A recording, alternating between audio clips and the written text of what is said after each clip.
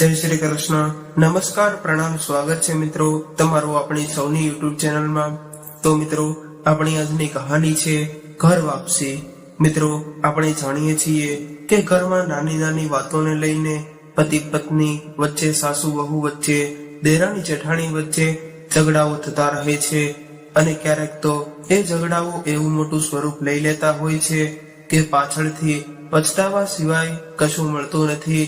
તો મિત્રો, આપણી આજની કહાની કંઈક આવા જ વિષય પર છે, જેમાં પતિ પત્ની વચ્ચેના ઝઘડાએ એવું સ્વરૂપ લઈ લીધું કે વાત છૂટાછેડા સુધી પહોંચી ગઈ. પરંતુ પત્ની જ્યારે તેનો સામાન લેવા આવી ત્યારે તેણે કંઈક એવું જોયું કે તેના પગ નીચેથી જમીન સરકી ગઈ. તો મિત્રો, આ કહાની એક પારિવારિક કહાની છે અને નાના મોટા દરેક લોકોએ ખૂબ જ સમજવા લાયક અને વિચારવા લાયક કહાની બનવાની છે. તો મારી તમને વિનંતી છે કે થોડો સમય કાઢીને આ કહાનીને અંત સુધી ધ્યાનથી સાંભળજો અને પસંદ આવે તો વિડીયોને લાઈક કરીને વધુમાં વધુ શેર પણ કરજો. તેમજ તમે આવી કેટલી અવનવી કહાની સાંભળવા માંગતા હોય અને હજુ સુધી આ ચેનલને સબસ્ક્રાઇબ ન કરી હોય તો અત્યારે જ આ ચેનલને સબસ્ક્રાઇબ કરી દેજો, જેથી અમારા નવા આવનારા વિડીયોની માહિતી તમારા સુધી સૌથી પહેલા પહોંચે. તથા કોમેન્ટ બોક્સમાં સાચી શ્રદ્ધાથી હર હર મહાદેવ લખી દેજો, જેથી ભગવાન ભોલેનાથની કૃપા હંમેશા આપણા સૌ પર બની રહે. તો ચાલો મિત્રો, શરૂ કરીએ આજની કહાની. મિત્રો, 55 વર્ષના સવિતાબેન આજે સવારથી કંઈક ઊંડા વિચારોમાં ખોવાયેલા હતા. આજે કોઈ પણ કામમાં એનું મન લાગતું ન હતું. એને બેચેન જોઈને એના પિતા બોલ્યા કે શું થયું છે તને સવિતા?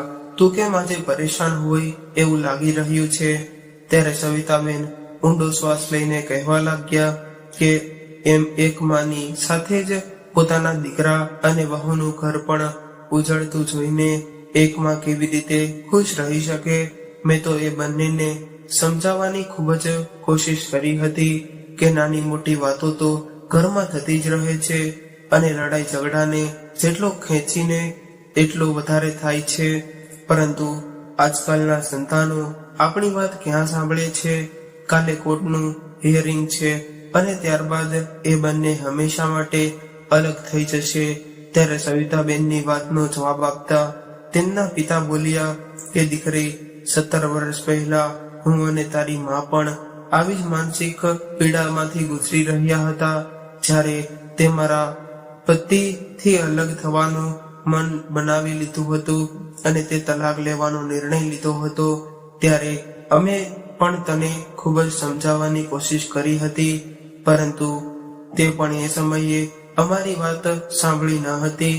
તો પછી આજે તું તારા દીકરા પાસેથી એવી આશા કેવી રીતે રાખી શકે છે કે તારી વાત સાંભળશે? ત્યારે પોતાના પિતાની આવી વાત સાંભળીને સવિતાબેનની આંખોમાં આંસુ આવી ગયા. ત્યારે એના પિતા કહેવા લાગ્યા કે દીકરી, મને તો એવું લાગે છે કે આ સમયે તારે રાકેશ સાથે રહેવું જોઈએ. એટલે સવિતાબેને કહ્યું કે હા પિતાજી, તમે સાચું કહી રહ્યા છો. હું કાલે સવારે જ અમદાવાદ જવા નીકળી જઈશ. જો કે મિત્રો, આજથી 27 વર્ષ પહેલા સવિતાબેનના પણ એના પતિ સાથે છૂટાછેડા થઈ ગયા હતા. એ સમયે એમનો દીકરો રાકેશ 10 વર્ષનો હતો. ત્યારે એના માતા પિતાના આવી રીતે અલગ થવાથી રાકેશ ખૂબ જ પરેશાન થઈ રહ્યો હતો અને એના લીધે જ એ એની માતાથી નારાજ રહેતો હતો.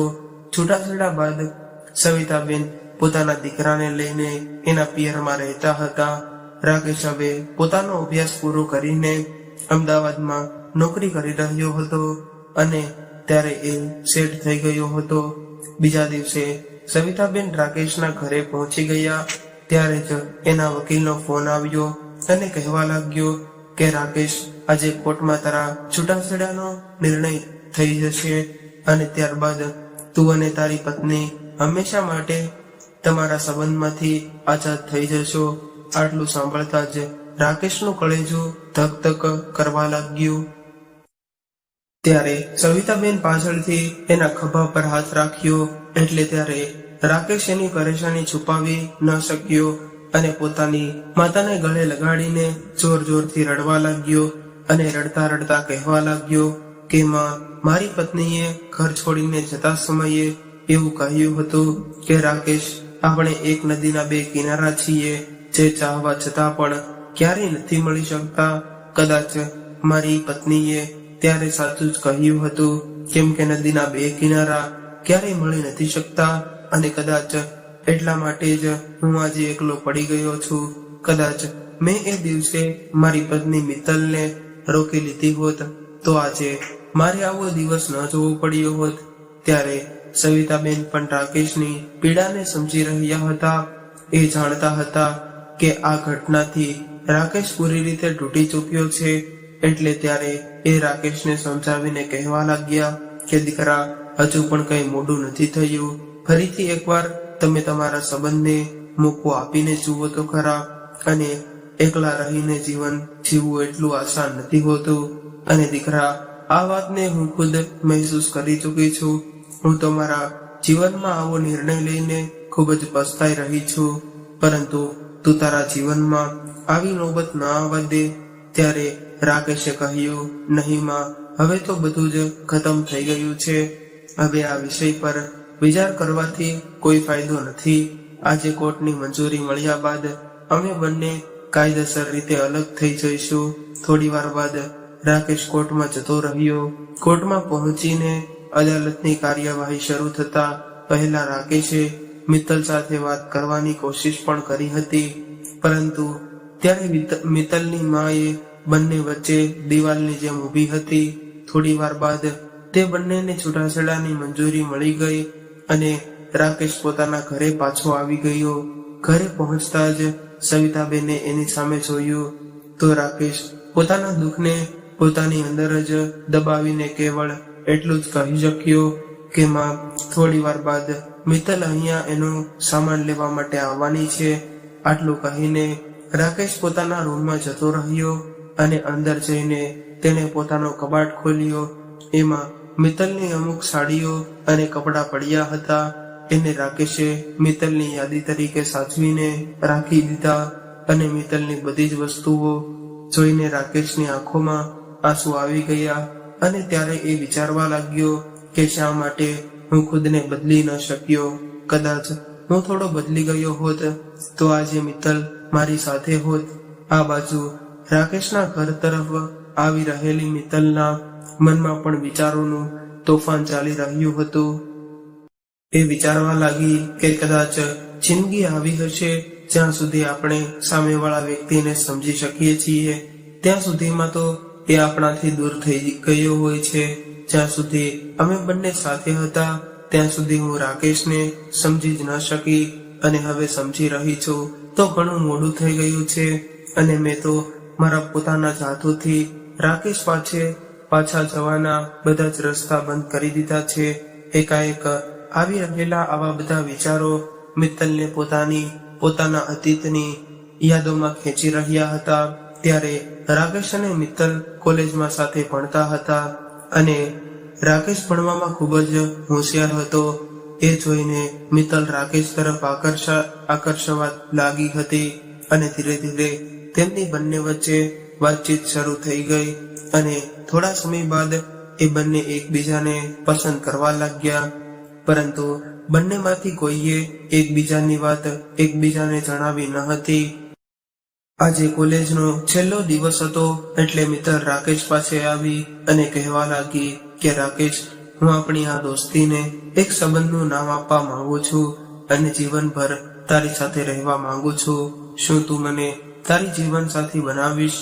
ત્યારે મિત્તલના મોઢેથી આવું સાંભળીને રાકેશ થોડી વાર માટે ચૂપ રહ્યો અને પછી ધીરેથી બોલ્યો કે હા, હું પણ તારી સાથે લગ્ન કરવા માંગુ છું. ત્યારબાદ તે બંનેએ લગ્ન કરવાનો નિર્ણય કર્યો, પરંતુ તેમને એક સમસ્યા હતી કે એ બંનેની જાતિ અલગ હતી. એટલા માટે તેમને લગ્ન કરવા એટલા આસાન નહોતા. જો કે રાકેશના પરિવારના લોકોને કોઈ પ્રોબ્લેમ ન હતો, પરંતુ મિત્તલના માતા પિતા આ વાત માટે તૈયાર ન હતા. પરંતુ ત્યારે મિત્તલ પોતાના નિર્ણય પર કર્યું હતું કે હું લગ્ન કરીશ તો રાકેશ સાથે જ કરીશ, નહીતર હું મારો જીવ આપી દઈશ. આખરે પોતાની દીકરીની આવી જીદ આગળ તેમના માતા પિતાને ઝૂકવું પડ્યું અને એના લગ્નને સ્વીકૃતિ આપવી પડી. પરંતુ મિત્તલના માતા પિતા ક્યારેક રાકેશને અપનાવી ન શક્યા. કોલેજનો અભ્યાસ પૂરો થયા બાદ તે બંનેએ લગ્ન કરી લીધા અને હવે મિત્તલે સમયની ખૂબ જ સુરત પળોને યાદ કરવા લાગી. જ્યારે લગ્ન બાદ મિત્તલે રાકેશના ઘરમાં પહેલો પગ રાખ્યો તો ત્યારે રાકેશે એક પેપર પર તેના પગના નિશાન લીધા હતા અને 2 દિવસ બાદ એ પેપરને એક ફોટો ફ્રેમમાં મટાવીને ઘરે લાવ્યો હતો.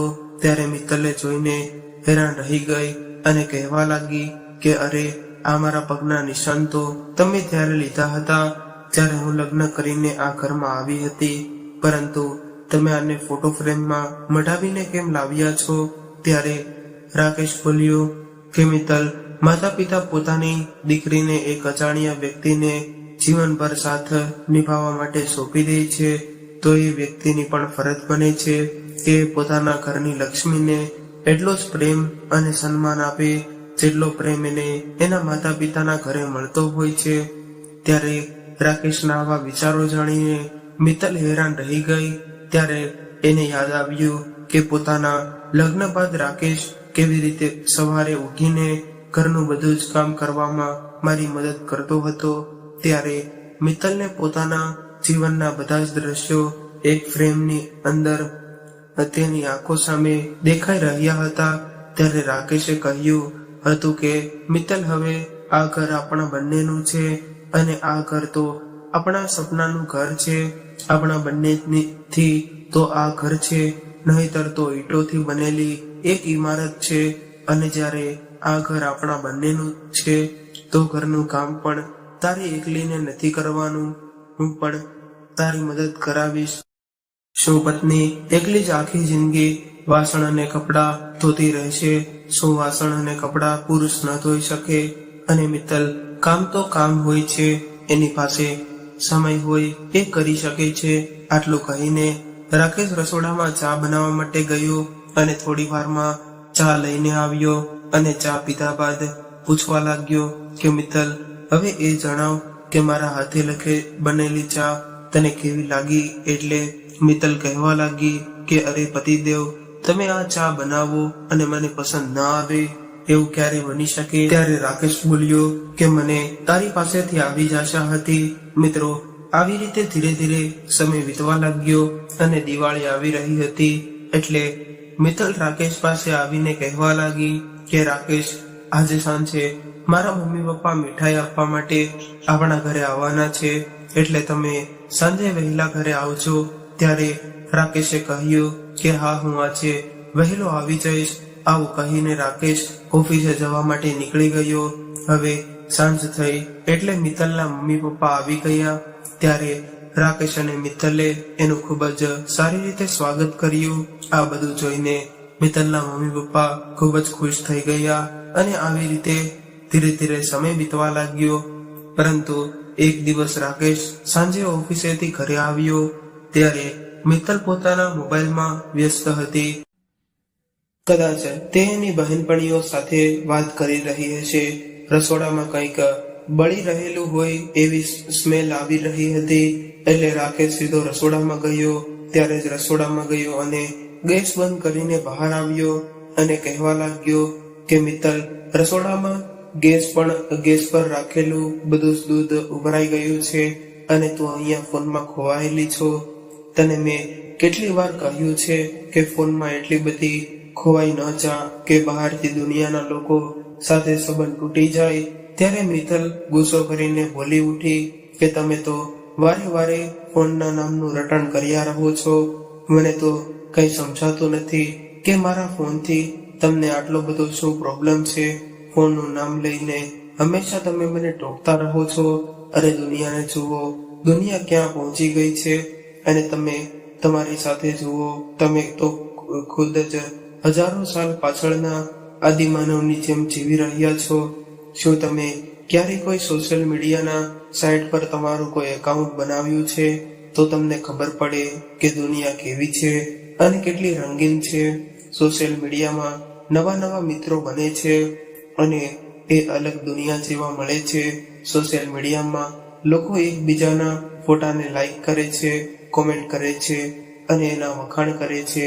અને અહીંયા તમે ખુદને જુઓ, એન્ડ્રોઈડ ફોનના જમાનામાં તમે બટન વાળો ફોન રાખો છો અને એ પણ 10 વર્ષ જૂનો છે. તમે તમારા કપડા સામે તો જુઓ, તમને તો સફેદ અને કાળા કલર સિવાય બીજો રંગ પણ પસંદ નથી. પરંતુ રાકેશ, મારે તમારી જેમ રંગો વગરની દુનિયા જિંદગી નથી જીવવી. હું તો આવા જીવનથી પરેશાન થઈ ગઈ છું. ત્યારે રાકેશ બોલ્યો, મિત્તલ, મારા જીવનમાં તો ફક્ત એ લોકોની જ અહેમિયત છે જે મારા પોતાના છે, જે લોકો સંબંધોમાં મારી સાથે જોડાયેલા છે. એના સિવાય મારી કોઈની સાથે કંઈ લેવા દેવા નથી. અને મારા સંબંધો છે એને તો હું સારી રીતે નિભાવી લઉં છું. તો પછી મારે બીજું શું જોઈએ? અને મેં તો તને પહેલા જ સમજાવી હતી કે જરૂરતથી વધારે કોઈ પણ વસ્તુ સારી નથી હોતી. અને તું પણ આ બધી વસ્તુઓ ઓછો ઉપયોગ કરીશ એ જ તારા માટે સારું રહેશે. કારણ કે અમુક સમય બાદ આ બધી વસ્તુની આદત પડી જાય છે. તને તો ફોનની એટલી બધી આદત પડી ગઈ છે કે એની સામે હવે તને તારા સંબંધો પણ નાના દેખાઈ રહ્યા છે. ત્યારે રાકેશની આવી વાત સાંભળીને મિત્તલ ભડકી ઉઠી અને કહેવા લાગી કે કદાચ તમને મારાથી જ અને મારા ફોનથી એટલી જ નફરત હોય તો પછી મને ડિવોર્સ કેમ નથી આપી દેતા? અરે, મને તો તમારો ચહેરો નથી આપી દેતા. અરે, મને તો તમારો ચહેરો જોઈને પણ નફરત થવા લાગી છે. એટલે તમે મને ડિવોર્સ આપી દો, એટલે તમે પણ ટેન્શન ફ્રી થઈ જશો અને હું પણ આવી કંટાળાજનક જિંદગીથી પોતાના રૂમમાં જતી રહી. પરંતુ ત્યારે આ વાત સાંભળીને રાકેશ ચોંકી ગયો. એને તો ત્યારે વિશ્વાસ નહોતો થઈ રહ્યો કે આ એ જ છોકરી છે, એ જે એક સમયે મને એના જીવ કરતા પણ વધારે પ્રેમ કરતી હતી. આ બાજુ મિત્તલ રાકેશ પર આઝાદ થઈ ગઈ. જઈશ, આવું કહીને મિત્તલ પોતાના રૂમમાં જતી રહી. પરંતુ ત્યારે આ વાત સાંભળીને રાકેશ ચોંકી ગયો. એને તો ત્યારે વિશ્વાસ નહોતો થઈ રહ્યો કે આ એ જ છોકરી છે જે એક સમયે મને એના જીવ કરતા પણ વધારે પ્રેમ કરતી હતી. આ બાજુ મિત્તલ બિસ્તર પર પડીને આંસુ વહેડાવા લાગી અને વિચારવા લાગી કે મારા મમ્મી પપ્પા સાચું જ કહેતા હતા કે દીકરી, રાકેશ તારા લાયક છોકરો છે જ નહીં. પરંતુ ત્યારે મેં એની એક પણ વાત ન સાંભળી અને મેં મારા મનનું ધાર્યું કરીને આવડી મોટી ભૂલ કરી નાખી છે. આટલું બધું થયું હોવા છતાં પણ ધીરે ધીરે સમયની સાથે હાલત સામાન્ય થવા લાગી. હવે એના લગ્નને 1 વર્ષ થઈ ગયું હતું અને લગ્નની વર્ષગાંઠના 1 દિવસ પહેલા રાકેશે મિત્તલને એવું કહ્યું કે મિત્તલ, કાલે આપણા લગ્નને 1 વર્ષ પૂરું થશે. એટલે મિત્તલ ઉત્સાહિત થઈને બોલી ઉઠી કે રાકેશ, આપણા લગ્નની વર્ષગાંઠ આપણે કેવી રીતે મનાવવાના છીએ? ત્યારે રાકેશ પ્રસન્નતાથી બોલી ઉઠ્યો કે મિત્તલ, આપણે આપણી લગ્નની વર્ષગાંઠ કંઈક અલગ રીતે મનાવીશું. આવું સાંભળીને મિત્તલ ખૂબ જ ખુશ થઈ ગઈ. એટલે રાકેશે કહ્યું કે મિત્તલ, કાલ સવારે ઉઠીને તૈયાર થઈને પહેલા તો આપણે મંદિરે જઈને ભગવાનના આશીર્વાદ લઈશું. ત્યારબાદ પ્રસાદ લઈને ગરીબોને ભોજન કરાવડાવીશું. આવી વાત સાંભળતા જ મિત્તલ ચોંકી ગઈ અને ગુસ્સો કરીને બોલી ઉઠી કે અરે રાકેશ, આખરે આ બધું ક્યાં સુધી ચાલશે? આપણા લગ્નને 1 વર્ષ થયું છે, પરંતુ હજુ સુધી તમારી આવી આદતો બદલાતી નથી. તારી અંદર તો કોઈ પણ પ્રકારનું એન્ટરટેનમેન્ટ આવ્યું જ નથી. અરે, તારા જેવો ગંભીર વ્યક્તિ તો મેં ક્યાંય નથી જોયો. તો અત્યાર સુધી મને એકવાર પણ સરપ્રાઈઝ નથી આપી.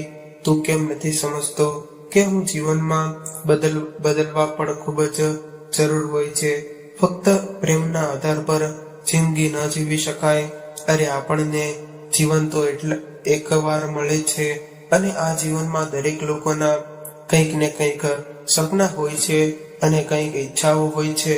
તું આ બહારના લોકોને જોતો ખરો, કેટલા મોડર્ન હોય છે, કેટલા એડવાન્સ હોય છે. અને મને તો એવું જીવન જીવવામાં મજા આવે છે, લેટ નાઇટ પાર્ટી કરવાની અને હોટલમાં ડિનર તેમજ એનિવર્સરી પર કેક કાપવાની, પરંતુ આ બધી વસ્તુ તો તારી જિંદગીથી ઘણી બધી દૂર છે. રાકેશ, તને ખબર છે કે મારી બહેનપણી પિંકીના લગ્ન પણ 1 વર્ષ પહેલા જ થયા હતા, પરંતુ એ એના પતિ સાથે 1 વર્ષની અંદર 2 વાર તો ફોરેન ટૂર પર ફરી આવી છે અને ઇન્ડિયામાં તો કોણ જાણે કેટલી બધી જગ્યાએ ફરી ચૂકી છે, કેમ કે એ જે જગ્યાએ ફરવા જાય છે એના ફોટા હંમેશા સોશિયલ મીડિયામાં પોસ્ટ કરતી રહે છે. એ બંને તો કેટલા બધા ખુશ રહે છે. અને મારી જિંદગી બહેનપણી મીનાને તો એના જન્મદિવસ પર એના પતિએ એક શાનદાર સરપ્રાઈઝ ગિફ્ટ આપી હતી, ત્યારે કેટલી બધી ખુશી થઈ હતી. અને મારી કિસ્મત ફૂટી ગઈ છે કે અહીંયા મારી વાત સાંભળવા વાળું કોઈ નથી અને તું તો હજારો વર્ષ જૂની જિંદગી જીવી રહ્યો છો. તને તો જમીન પર બેસીને શુદ્ધ શાકાહારી ભોજન કરવાનું અને સવારે વહેલા ઉઠીને પ્રાણાયામ કરવાનું આવું બધું પસંદ છે. અને સોશિયલ મીડિયા તો તને નકલી દુનિયા લાગે છે. સંસ્કાર, સંસ્કૃતિ, પરંપરા, આસ્થા આ બધું તારા માટે મહત્વનું છે. અને દુનિયા ક્યાંથી ક્યાં પહોંચી ગઈ છે અને આપણે લોકો અહીંયા હજારો વર્ષ પાછળનું જીવન જીવી રહ્યા છીએ. અરે ખાસ પ્રસંગ પર સરપ્રાઈઝ આપવાનું તો દૂર રહ્યું. તને તો પ્રસાદ અને ગરીબોને ભોજન કરવામાં જ દુનિયાનું સુખ મળી રહ્યું છે. મિત્તલના મોઢેથી આવી બધી વાતો સાંભળીને રાકેશ તો હેરાન રહી ગયો અને એને જોતો રહી ગયો. અને એને ખબર હતી કે કદાચ આ સમયે હું કંઈક બોલીશ તો ઝઘડો વધી જશે, એટલે એ ચૂપ રહ્યો. અને બીજા દિવસે મિત્તલ પાસે આવીને એને પ્રેમથી સમજાવીને કહેવા લાગ્યો કે મિત્તલ, કાલે મેં તને જે કંઈ પણ કહ્યું હતું એમાં તારું દિલ દુખાવાનો મારો કોઈ ઈરાદો હતો નહીં. જ્યારે મેં જોયું કે તું દિવસ રાત ફોનમાં વ્યસ્ત રહીને સોશિયલ મીડિયાનો જરૂરિયાત કરતા વધારે ઉપયોગ કરી રહી છો અને એને કારણે તું આપણા ઘરના બીજા કામોને નજરઅંદાજ કરી રહી છો, એટલે મારાથી રહેવાયું નહીં અને મેં તને કહી દીધું. અને કદાચ મારી વાતોથી તને કંઈ ખોટું લાગ્યું હોય તો હું તારી પાસે માફી માંગુ છું અને આગળથી આવું ન થાય એટલા માટે હું તને વિનંતી કરું છું કે આ સોશિયલ મીડિયાની નકલી દુનિયામાંથી બહાર નીકળી જા. જો મિત્તલ, સોશિયલ મીડિયાના જે મિત્રો સાથે તું તારી પોસ્ટ શેર કરીને લાઈક કોમેન્ટ મેળવીને તું ખૂબ જ ખુશ થઈ રહી છો, પરંતુ જ્યારે તને તારી જિંદગીમાં કોઈ પણ સમયે તારા એ સોશિયલ મીડિયાના મિત્રોની જરૂર પડશે ત્યારે હું વિશ્વાસ સાથે કહું છું કે એમાંથી કોઈ પણ તારી પાસે નહીં ઊભો હોય, કોઈ તારી મદદ કરવા નહીં આવે. અને એવા સમયે તારી પાસે ઊભા હશે તો ફક્ત તારા પોતાના હશે અને જેની સાથે તારા સંબંધો જોડાયેલા હશે અને જેને તારી ચિંતા હશે એ જ તારી પાસે ઊભા હશે. એટલા માટે સમય રહેતા તું ખુદને સંભાળી લે અને તું તારી સાચી દુનિયા વિશે વિચાર કર, તું તારા સંબંધો વિશે વિચાર કર. અને હા મિત્તલ, એક બીજી વાત તને કહેવા માંગુ છું કે દૂરથી જોવાથી આપણને બીજાની જિંદગી પરફેક્ટ લાગે છે. આપણને એવું લાગે છે કે એ લોકોની જિંદગી કેટલી ખુશાલ છે આપણી આસપાસ અને દુનિયાના બધા જ લોકો ખૂબ જ ખુશ હોય એવું જોવા મળે છે. પરંતુ મિત્તલ, આપણે એ પણ વિચારવું જોઈએ કે કોઈ પણ વ્યક્તિ પોતાના પરિવારના લોકો સાથે ઝઘડો કરતા હોય એના ફોટા ખેંચીને સોશિયલ મીડિયા પર નથી મૂકતા. જ્યારે એ દુઃખી હોય છે, ઉદાસ હોય છે, ત્યારે પોતાને ફોટો ખેંચીને સોશિયલ મીડિયા પર નથી મૂકતા. એટલા માટે એ વાત તારા મગજમાંથી કાઢી નાખજે કે બધા જ લોકોની જિંદગી રોમાંચ અને ઉત્સાહથી ભરપૂર હશે અને આપણે એના કરતા નીચું જીવન જીવીએ છીએ. અરે મિત્તલ, લડાઈ ઝઘડા ક્યાં ઘરમાં નથી થતા? નાની મોટી વાતો તો દરેક ઘરમાં બનતી રહે છે, પરંતુ આવી વાતોને એટલી મોટી બનાવી દેવી કે જેના લીધે પતિ પત્ની અલગ થવા વિશે વિચારવા લાગે, એ તો ખોટું કહેવાય.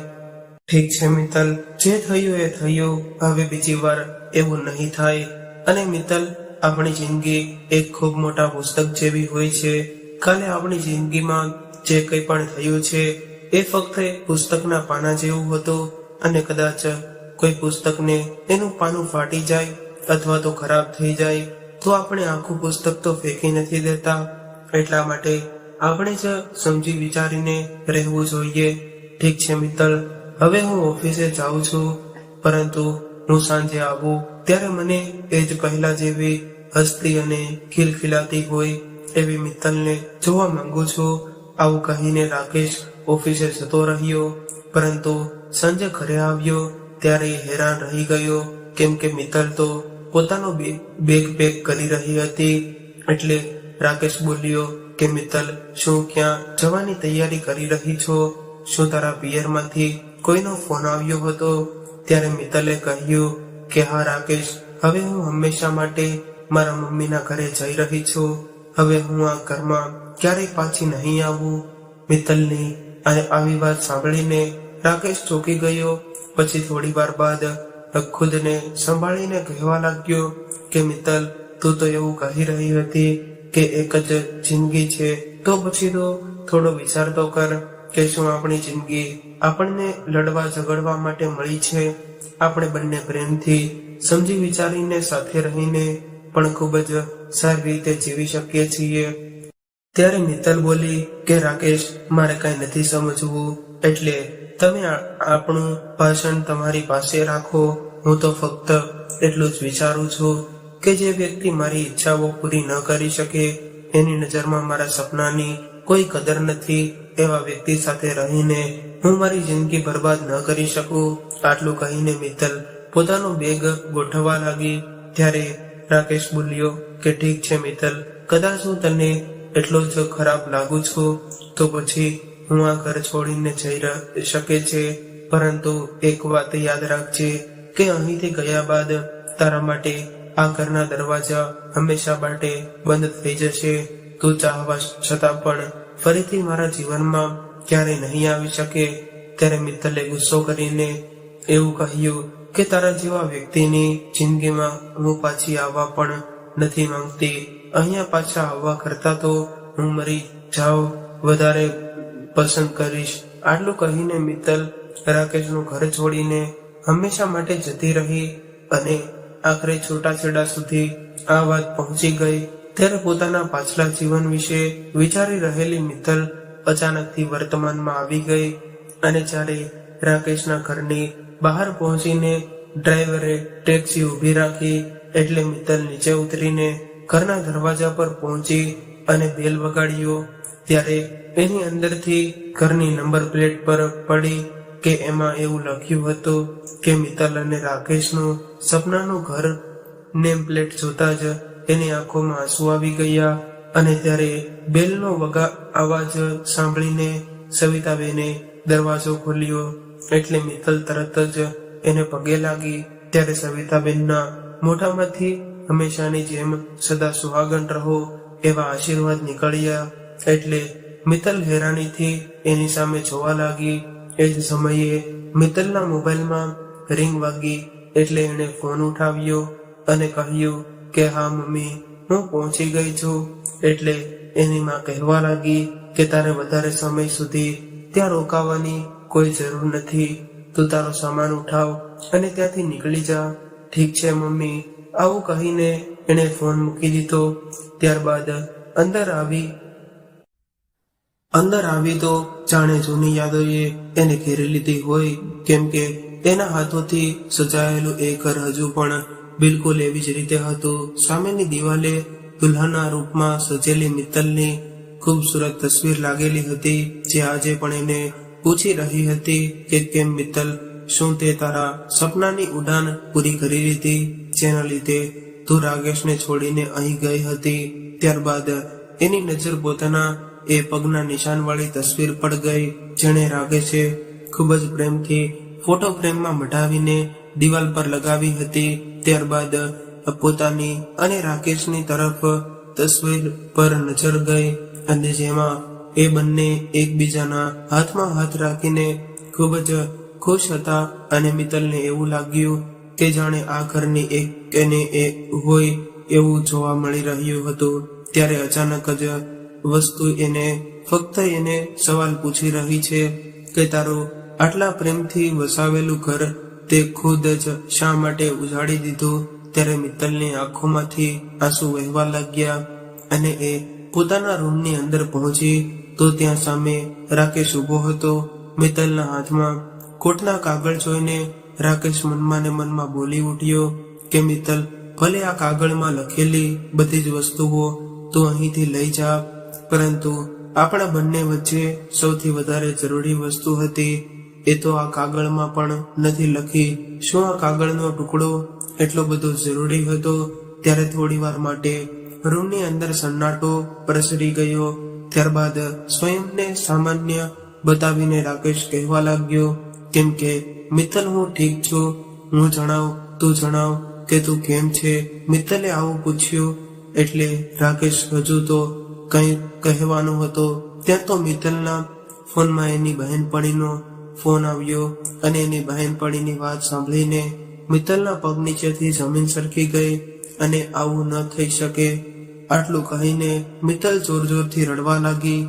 મિત્તલના રડવાનો અવાજ સાંભળીને સવિતાબેન પણ દોડીને રૂમની અંદર આવ્યા અને આ બાજુ રાકેશ પણ ગભરાઈ ગયો હતો કે આખરે શું વાત છે.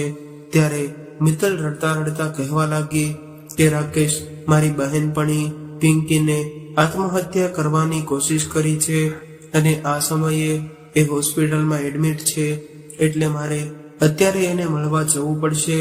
આટલું કહીને મિત્તલ જ્યારે ઘરની બહાર જવા લાગી ત્યારે રાકેશ બોલ્યો કે મિત્તલ, ઊભી રહી છે, હું પણ સાથે આવું છું. ત્યારબાદ મિત્તલ રાકેશ સાથે સ્કૂટર પર બેસીને પોતાની બહેનપણીને મળવા હોસ્પિટલે પહોંચી અને ત્યાં જઈને પૂછવા લાગી કે પિંકી, આખરે તે આવું પગલું કેમ ભર્યું અને શા માટે કરતા? પહેલા તને તારા પરિવારના લોકો વિશે પણ વિચાર ન આવ્યો કે તારા પતિ વિશે પણ વિચાર્યું કે તારા વગર એ કેવી રીતે જીવી શકશે? ત્યારે પિંકી બોલી કે અરે, મારા પતિએ જ મને આવું પગલું ભરવા માટે મજબૂર કરી છે. આટલું સાંભળતા જ મિત્તલ આશ્ચર્યચકિત થઈ ગઈ અને કહેવા લાગી કે પિંકી, પરંતુ તું આ કેવી રીતે બની શકે? તને તો એકબીજા સાથે ખૂબ જ ખુશ હતા. ત્યારે પિંકી કહેવા લાગી કે અરે મિત્તલ, કેવી રીતે એક સ્ત્રીને કદાચ ગમે એટલો ઐશ્વર્ય મળી જાય પરંતુ એના પતિનો પ્રેમ ન મળે તો એવી જિંદગી જીવવાનો શું ફાયદો? મારા પતિને તો કોઈ બીજી છોકરી પસંદ છે, તો પછી હું જીવીને શું કરું? ત્યારે પિંકીની સચ્ચાઈ જાણીને મિત્તલની આંખો ફાટી રહી ગઈ અને એ ખુદને સંભાળી નહોતી શકતી. એકાએક એને પોતાના અને રાકેશના સંબંધ વિશે ખ્યાલ આવ્યો અને એ વિચારવા લાગી કે રાકેશ તો ફક્ત મને જ પ્રેમ કર્યો હતો. એણે તો પોતાના પ્રેમમાં ક્યારેય કમી નથી આવવા દીધી અને એણે તો મારી દરેક જરૂરિયાતોને પૂરી કરવાની ખૂબ જ કોશિશ કરી હતી. તો પછી અમારા બંનેનો સંબંધ આખરે કેવી રીતે તૂટી ગયો? થોડી વાર બાદ મિત્તલ અને રાકેશ હોસ્પિટલમાંથી બહાર આવ્યા એટલે રાકેશ પૂછવા લાગ્યો કે ક્યાં જવું છે? મિત્તલ, કદાચ અત્યારે તારા ઘરે જવું હોય તો હું તને મૂકી જાઉં છું, તારો સામાન તું કાલે આવીને લઈ જજે. એટલે મિત્તલે કહ્યું કે નહીં રાકેશ, અત્યારે આપણે તારા ઘરે લઈ જઈએ, કેમ કે એકવાર હું મારા મમ્મીના ઘરે જતી રહીશ તો પછી ક્યારે નહીં આવી શકું. ત્યારબાદ રસ્તામાં મિત્તલના મગજમાં વિચારોનું તોફાન ચાલતું હતું અને વિચારવા લાગી કે રાકેશ સાચું કહેતો હતો કે બધા જ લોકો સોશિયલ મીડિયા પર ખુશ જોવા મળે છે, પરંતુ એવું જરૂરી નથી કે એ બધા જ લોકો પોતાની રિયલ જિંદગીમાં પણ ખુશ હોય. અને આપણે એવા લોકોને જોઈને આપણી તુલના એવા લોકો સાથે કરવા લાગીએ છીએ અને એવું ચાહીએ છીએ કે આપણે પણ એવી જ જિંદગી જીવીએ.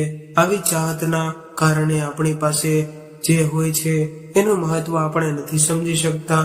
રસ્તામાં રેડ સિગ્નલ પર રાકેશે સ્કૂટર રોક્યું ત્યારે મિત્તલે જોયું કે એની બાજુમાં એક મોટરસાયકલ પર એક નવવિવાહિત જોડી ઊભી હતી અને એ બંનેના ચહેરા પર મુસ્કુરાહટ હતી, એક સુકૂન હતું.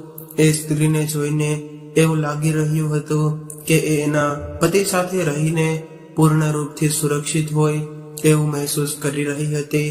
આ જોઈને મિત્તલ વિચારવા લાગી કે એટલો મધુર હોય છે આવા વ્યક્તિઓનો સાથ જે આપણને ખૂબ જ પ્રેમ કરતો હોય, કેટલો બધો મહત્વપૂર્ણ હોય છે આવા વ્યક્તિઓનો પ્રેમ કે જેને પામીને એક સ્ત્રી પોતાની બધી જ પીડાઓ ભૂલી જાય છે. એક સમયે હું પણ રાકેશ સાથે આવી જ જિંદગી જીવી રહી હતી. ત્યારે જ પોતાના હાથમાં કોટના કાગળ જોઈને એ મનમાં ને મનમાં બોલી ઉઠી કે અરે આ કાગળના ટુકડાએ તો મારી પાસેથી ફક્ત મારો પ્રેમ નહીં પરંતુ મારી બધી જ ખુશીઓને હંમેશા માટે છીનવી લીધી છે. મારા ખૂબસૂરત દિવસોને છીનવી લીધા છે, જે દિવસે મેં અને રાકેશે સાથે રહીને વિતાવ્યા હતા એ બધું જ છીનવી લીધું છે. થોડી વાર બાદ એ બંને ઘરે પહોંચી ગયા એટલે રાકેશ બોલ્યો કે મિત્તલ, તું રૂમમાંથી તારો સામાન લઈ લે. આટલું કહીને રાકેશ સવિતાબેનના રૂમ તરફ જવા લાગ્યો અને ત્યારે મિત્તલ બોલી કે રાકેશ, મારે તારી સાથે એક વાત કરવી છે. ત્યારે રાકેશે મિત્તલ તરફ જોયું એટલે મિત્તલની આંખોમાંથી આંસુ વહી રહ્યા હતા. મિત્તલને રડતી જોઈને રાકેશ કહેવા લાગ્યો કે અરે મિત્તલ, તારી તબિયત તો બરાબર છે ને? અહીંયા બેસ અને તને શું થયું છે? તું શું કહેવા માંગે છે? રાકેશ આવી રીતે બેસીને શાંતિથી મિત્તલને પૂછવા લાગ્યો, પરંતુ મિત્તલ ચાહતા હોવા છતાં પણ કંઈ બોલી ન શકી. એનું દિલ ગભરાઈ રહ્યું હતું અને એ શૂન્ય મસ્તક થઈને બેઠી હતી. થોડી વાર બાદ રાકેશે પૂછ્યું કે મિત્તલ, એક વાત પૂછું, આટલા મહિનાથી આપણે બંને એકબીજાથી અલગ રહ્યા છીએ અને આ સમય દરમિયાન શું તને એક પળ માટે પણ એવું મહેસૂસ ન થયું કે તારે મારી સાથે વાત કરવી જોઈએ? અરે એકવાર મને ફોન તો કરી લીધો હોત. શું આપણો સંબંધ આટલો બધો કમજોર હતો? આટલું કહેતા કહેતા રાકેશનો અવાજ પણ રૂંધાવા લાગ્યો. ત્યારે મિત્તલ ધીરેથી બોલી કે રાકેશ, સાચું કહ્યું તો આ ઘરમાંથી જવાનો નિર્ણય લઈને મેં મારા ખુદના પગમાં કુહાડી મારી હતી અને હું તો તારાથી થોડી નારાજ થઈ હતી, પરંતુ એ નારાજગીના લીધે મેં ગુસ્સામાં આવીને મારા જ સ્નેહીઓને મારી નફરતનો શિકાર બનાવી દીધા અને મને તો એ ખબર જ ન પડી. પરંતુ જ્યારે એ વાતનો અહેસાસ થયો ત્યાં સુધીમાં તો હું કોર્ટના પેપર પર સાઇન કરી ચૂકી હતી. અરે મારા સપનાઓ અને મને તારાથી એટલી બધી દૂર કરી દીધી કે ફરીથી વળીને તારી પાસે આવી ન શકી. રાકેશ, આ બધી વાતોમાં ભૂલ તો મારી હતી, પરંતુ સજા આપણે બંને ભોગવી રહ્યા છીએ. પરંતુ રાકેશ, આજે મને એવો અહેસાસ થઈ રહ્યો છે કે આજે મારી પાસેથી બધું જ છૂટી રહ્યું હોય. આપણા છૂટાછેડા થઈ ગયા બાદ મને એવું લાગી રહ્યું છે કે મારી જિંદગી મારાથી દૂર જઈ રહી છે. આજે મને સમજાઈ રહ્યું છે કે જે વ્યક્તિ મારી સૌથી વધારે કદર કરતો હતો એ જ વ્યક્તિની મેં જ કદર નથી કરી. એ વાતો તે મને સમજવા માટે ઘણી બધી કોશિશ કરી હતી. એ વાતોએ સમયે મને ખોટી લાગી રહી હતી, પરંતુ ધીરે ધીરે દુનિયાદારીથી સમજ આવ્યા બાદ એ બધી જ વાતો મને સમજાઈ ચૂકી છે. આજના સમયમાં સંબંધો તૂટવાનું સૌથી મોટું કારણ એ જ છે કે આપણે આપણા સંસ્કારોથી મરજીથી જીવવા માંગીએ છીએ. સોશિયલ મીડિયાના આ જમાનામાં આપણે દિવસે ભરપૂર થઈ રહ્યા છીએ અને આપણે આપણી મોબાઈલમાં એટલા બધા વ્યસ્ત થઈ રહીએ છીએ કે આપણને આપણા પોતાનાઓ સાથે બેસવાનો ટાઈમ નથી મળી રહ્યો. એના લીધે આપણે આપણા સંબંધોને પૂરી રીતે નજરઅંદાજ કરી રહ્યા છીએ. પરંતુ રાકેશ, આ વાતોને સમજવામાં કદાચ મેં મોડું કરી દીધું છે. આટલું કહીને મિત્તલ જોરથી રડવા લાગી. પછી થોડી વાર બાદ શાંત થઈને કહેવા લાગી કે રાકેશ, તમે પણ મને ફોન કરી શક્યા હતા અને તમે પણ ફોન કરીને મને મનાવવાની કોશિશ કરી શકતા હતા, અથવા તો તમે મને લેવા આવી શકતા હતા. ત્યારે રાકેશ બોલ્યો કે મેં એવું ઘણી વખત વિચાર્યું હતું, પરંતુ કદાચ અહમની દિવાલનો અભાવથી પણ વધારે મજબૂત બની ગઈ હતી. કદાચ મારા ઘમંડને મેં એક તરફ રાખીને પરિસ્થિતિને સમજવાની મેં કોશિશ કરી હોત તો આપણો સંબંધ તૂટવાથી બચી શક્યો હોત.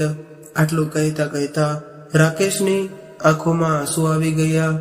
એટલે મિત્તલ રાકેશની સામે બેસીને માફી માંગવા લાગી અને કહેવા લાગી કે રાકેશ, મારાથી ખૂબ જ મોટી ભૂલ થઈ ગઈ છે. શું તું તારા દિલમાં ફરીથી એકવાર મને રહેવા માટે થોડી જગ્યા આપીશ? ત્યારે રાકેશ બોલ્યો કે અરે મિત્તલ, મારા દિલમાં તો હજુ પણ તારી જગ્યા એમને એમ જ ખાલી છે. તું ભલે શારીરિક રીતે મને છોડીને ગઈ હતી, પરંતુ તારા ગયા બાદ મારો કોઈ એવો દિવસ નથી ગયો કે જ્યારે હું તને યાદ કરીને રડ્યો ન હોય. એટલે પાછી આવી જા મિત્તલ, હું તને ખૂબ જ પ્રેમ કરું છું. રાકેશના આવા શબ્દો સાંભળીને મિત્તલ તો કંઈ બોલી ન શકી અને તરત જ કોટના કાગળ ફાડી નાખ્યા. ત્યારે જ મિત્તલના ફોનમાં એની માનો ફોન આવ્યો અને કહેવા લાગી કે મિત્તલ, તું હજુ સુધી ઘરે પાછી કેમ નથી આવી? ક્યાં રહી ગઈ છો? એટલે મિત્તલ બોલી કે માં, હું ક્યાંયની મારા ઘરે પહોંચી ગઈ છું. એટલે હવે હું તમારા ઘરે પાછી નહીં આવું અને હવેથી આજ મારું ઘર છે. આટલું કહીને મિત્તલે ફોન મૂકી દીધો અને રાકેશને ગળે લાગી ગઈ. ત્યારે ભાવનાઓના બધા જ બંધોને એક સાથે તૂટી ગયા અને બંને ગળે લાગીને જોર જોરથી રડવા લાગ્યા. થોડી વાર બાદ રાકેશ અને મિત્તલને ખબર પડી કે સવિતાબેન ઘરે નથી. ત્યારે એણે માને ઘરમાં શોધવાની ઘણી બધી કોશિશ કરી, પરંતુ માં ન મળી. એટલે રાકેશે તેની માને ફોન લગાવ્યો, પરંતુ ફોન પણ લાગતો ન હતો. લગભગ 1 કલાક બાદ સવિતાબેનનો ફોન આવ્યો. એટલે રાકેશ કહેવા લાગ્યો કે માં, તમે ક્યાં છો? અમને જણાવ્યા વગર ક્યાં જતા રહ્યા? ત્યારે સવિતાબેને કહ્યું કે બેટા, સામાન્ય રીતે તો બાળકો માતા પિતા પાસેથી ઘણું બધું શીખતા હોય છે, પરંતુ આજે મને મારા સંતાનો પાસેથી ઘણું બધું શીખવા મળી રહ્યું છે. એટલે હું તારા પપ્પાના ઘરે છું અને આજથી અને તારા પપ્પા સાથે રહીશું. તો મિત્રો, પતિ પત્ની વચ્ચે પ્રેમ અને તકરાર એ એક જ સિક્કાના 2 પહેલું હોય છે. એટલે નાની એવી વાતમાં કોઈ એવો નિર્ણય ન લેવો જોઈએ કે જેના લીધે જીવનભર મનમાં અફસોસ રહી જાય. તો મિત્રો, આ કહાની અહીંયા પૂર્ણ થાય છે. જો તમને આ કહાની પસંદ આવી હોય તો અમારી ચેનલને જરૂરથી સબસ્ક્રાઇબ કરી લેજો તથા કોમેન્ટ બોક્સમાં જય શ્રી કૃષ્ણ, હર હર મહાદેવ જરૂરથી લખી દેજો. ફરી મળીશું આવા જ એક નવા વિડીયો સાથે અને એક નવી કહાની સાથે. ત્યાં સુધી સૌને મારા જય શ્રી કૃષ્ણ.